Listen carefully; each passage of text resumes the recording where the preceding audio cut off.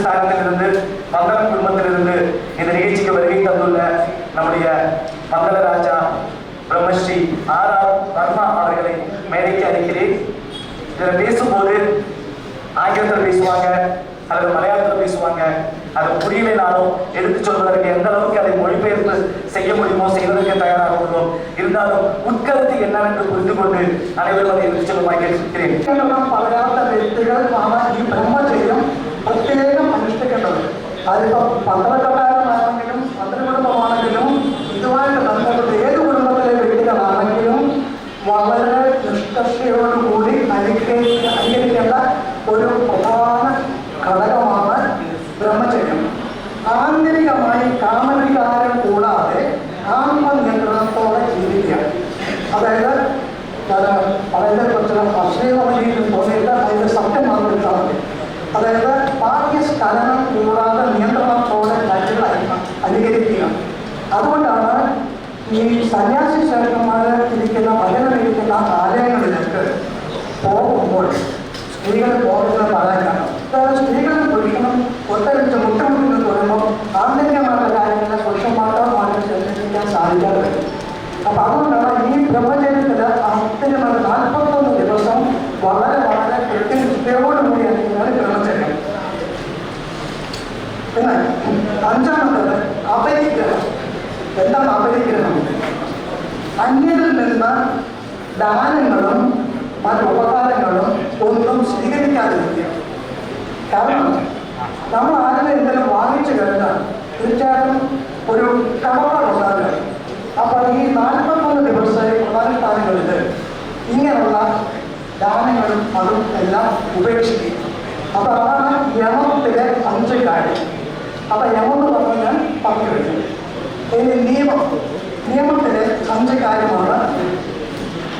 അതായത് ശൗചം, സന്തോഷം, തപസ്, സ്വാധ്യായം, ഈശ്വര പരിജ്ഞാനം എന്നിവയാണ് 5.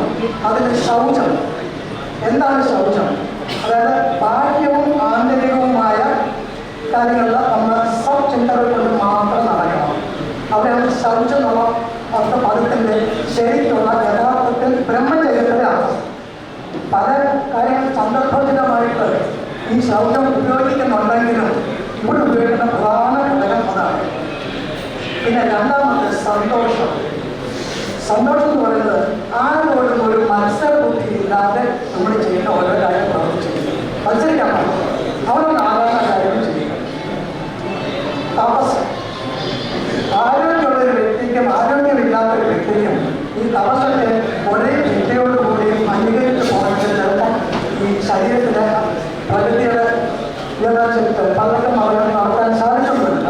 അപ്പം നിങ്ങളെന്തെങ്കിലും തപസ് ചെയ്യുന്നുണ്ടെങ്കിൽ അവരുടെ മനസ്സിനും ശരീരത്തിനും ആരാകുന്ന രീതിയിലുള്ള ഉപാസനകൾക്ക് തപസ് ചെയ്യുക. പിന്നെ പറയുന്നത് ഈ ഈശ്വര പ്രകീർത്തനം. സർവോത്തമ ഭഗവാനെ മാത്രം ശ്രദ്ധ കേന്ദ്രീകരിച്ച് നമ്മൾ ഈ കർമ്മങ്ങളിൽ താമസിക്കുകയും ചെയ്യണം. അത് നോക്കിയിട്ടുണ്ടോ? ശബരിമല പോയി കഴിഞ്ഞാൽ ധർമ്മശാസ്ത്രാവിൻ്റെ കൃഷ്ണമണി എവിടെ ഇരിക്കുന്നത് എത്ര പേര് ശ്രദ്ധിച്ചിട്ട് നോക്കി അറിയില്ല. അദ്ദേഹം ചിന്മുദ്രയിൽ ഇരിക്കുന്നു. പിന്നെ പറയുന്നു അദ്ദേഹം കണ്ണ് തുറന്നിരിക്കുന്നു. സാധാരണ തപസ് ചെയ്യുന്ന തപസ്സി എപ്പോഴും കണ്ണടഞ്ഞിരിക്കും. എന്നാൽ ശബരിമലയിൽ നിഗൂഢ ബ്രഹ്മചര്യത്തിലിരിക്കുന്ന ആ ഒരു മണികണ്ഠ സ്വാമി അല്ലെങ്കിൽ അയ്യപ്പസ്വാമി അല്ലെങ്കിൽ ശാസ്ത്രങ്ങൾ അദ്ദേഹത്തിൻ്റെ തപസ് അത്ര കഠിനമാണ്. അത് അദ്ദേഹത്തിൻ്റെ കൃഷ്ണമണി നോക്കിക്കഴിഞ്ഞാൽ അതായത് ഭൂമത്തിൽ നോക്കി അതായത് 2 കൃഷ്ണമണി നമ്മുടെ മൂക്കിൻ്റെ അക്ഷരത്തെ നോക്കി ഇരിക്കുന്ന അത്ര ശ്രദ്ധ കേന്ദ്രീകരിച്ചാണ് ഇരിക്കുന്നത്. കർമ്മങ്ങളിലൊക്കെ ചെയ്യുമ്പോൾ വേദനകൾ വായിക്കുമ്പോൾ നമ്മുടെ ശ്രദ്ധ അത്ര ഗുരുത്വമേറിയതായിരിക്കണം. അതൊന്ന് പറഞ്ഞു വരുന്നതാണ്.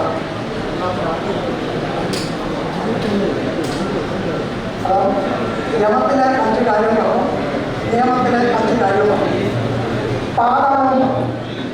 അപ്പം എത്രയായി? പാതാളം യമം 5, നിയമം 5. ഇപ്പം എത്രയായി? 5, 5 വെച്ചും 10, 10 ഒന്നും 11. പിന്നെ ഏതെന്നുള്ളത് അറിയാം. അവിടെ 18 പണികളുണ്ട്. ഞാൻ എന്തിനാ വ്യാഖ്യാനിച്ച് കൊല്ലുന്നതെന്നൊന്നും ചോദിച്ചു കഴിഞ്ഞാൽ നമ്മൾ ഓരോരുത്തരും ഈ ധ്യാനം കഴിഞ്ഞ് 18-ാം പടി കയറി ചെല്ലുമ്പോൾ അവിടെ എന്താ എഴുതി വെച്ചിരിക്കുന്നത്?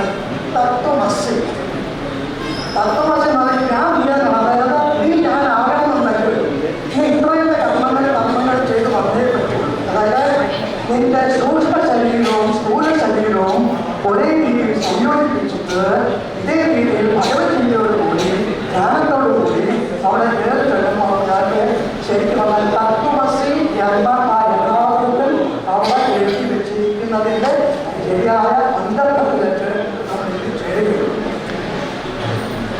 ഞാൻ നേരത്തെ പറഞ്ഞു 11 പറഞ്ഞു. പിന്നെ അടുത്ത 7ആണ്. അതായത് ഞാൻ നേരത്തെ പറഞ്ഞു 17, 14 ലോകം. അതായത് നമ്മൾ ഇരിക്കുന്ന പാതാളത്തിൽ താഴെ 7 ലോകം, ഭൂമിക്ക് മുകളിൽ 7 ലോകം. അപ്പം ആ 7 ലോകത്തിനെ പറ്റി നമ്മൾ പറയുന്നത് ചോദിച്ചാൽ അത് മൂന്നാമത്തെ തുണയാണ് പറയുന്നത്. ആ 7 12 ചേർന്നാൽ 18. അതാണ് ഒരു കാര്യം. അതിനിപ്പം സമൂഹത്തിൽ പ്രവചിക്കുന്നത് അവിടെ 18 മലകളുണ്ട്, അല്ലെങ്കിൽ 18 പ്രേതങ്ങളുണ്ട്, അല്ലെങ്കിൽ